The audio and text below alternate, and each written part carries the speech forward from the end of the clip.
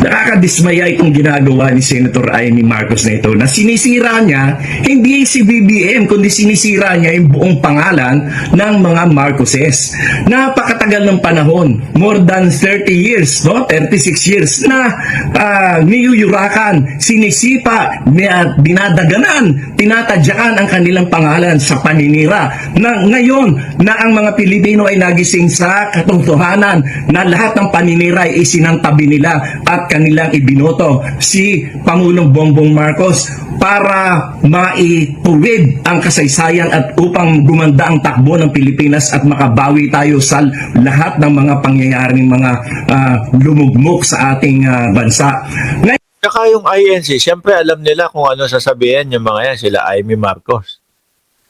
Diba, alam nila yung sasabihin yan.